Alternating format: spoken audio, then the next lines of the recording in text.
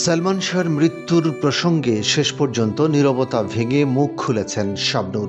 সম্প্রতি তিনি তার ফেসবুক পেজে একটি স্ট্যাটাস দিয়েছেন, লিখেছেন ২৯ বছর আগে কিংবদন্তি নায়ক সালমান শাহর মৃত্যুর ঘটনায় আদালতের নির্দেশে ২১ অক্টোবর রমনা থানায় একটি হত্যা মামলা দায়ের করা হয়েছে।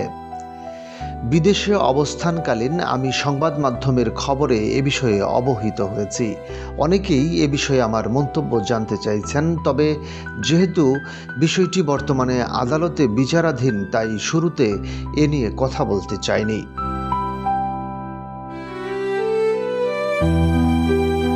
কিন্তু দুঃখজনকভাবে লক্ষ্য করছি কিছু ব্যক্তি অসৎ উদ্দেশ্যে সালমান শাহ সংক্রান্ত এই মামলার সঙ্গে আমার নাম জড়িয়ে বিভ্রান্তিকর তথ্য ও ভ্রান্ত প্রচার ছড়াচ্ছেন। আমার সম্পর্কে ভিত্তিহীন এসব গুজব ও অপপ্রচারের তীব্র নিন্দা জানাচ্ছি এবং সবাইকে অনুরোধ করছি সত্য বিবর্জিত ভ্রান্ত তথ্য প্রচার থেকে বিরত থাকুন। সালমান শাহ ছিল আমার অত্যন্ত প্রিয় সহ অভিনেতা। আমরা একসঙ্গে প্রায় ১৪টি চলচ্চিত্রে কাজ করেছি।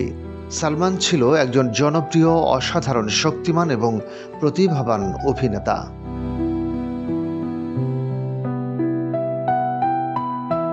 নিঃসন্দেহে বলতে পারি, তার সঙ্গে কাজ করে আমার চলচ্চিত্র ক্যারিয়ার বিকশিত ও উজ্জ্বল হয়ে উঠেছে।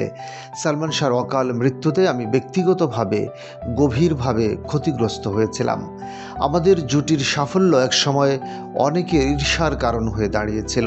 তার মৃত্যুর পর কেউ কেউ হয়তোবা নিজেদের বাঁচাতে উদ্দেশ্যমূলকভাবে আমার সঙ্গে সালমানের সম্পর্ক নিয়ে নানা গুঞ্জন ও বিভ্রান্তি ছড়িয়ে থাকতে পারে। আমাদের নিয়ে অনেক জল ঘোলা হয়েছে, যা আমাকে মানসিকভাবে ভীষণভাবে আঘাত করেছে।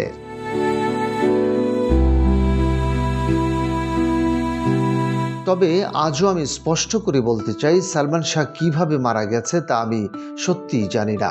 আমি শুধু তার মৃত্যুর সঠিক তদন্ত ও ন্যায় বিচার প্রত্যাশা করি। যেই দোষী হোক না কেন, তাকে যেন আইনের আওতায় এনে যথাযথ শাস্তি দেওয়া হয়, এটাই আমার একান্ত দাবি ও প্রত্যাশা। সন্তান হারানোর বেদনা যে কত কষ্টের তা সালমানের মা নীলা আন্টির আহাজারি দেখলেই অনুভব করতে পারি। আমি আন্টি এবং তার পরিবারের প্রতি আন্তরিক সহমর্মিতা জানাচ্ছি এবং সর্বোপরি সালমান শাহর আত্মার মাগফিরাত কামনা করছি।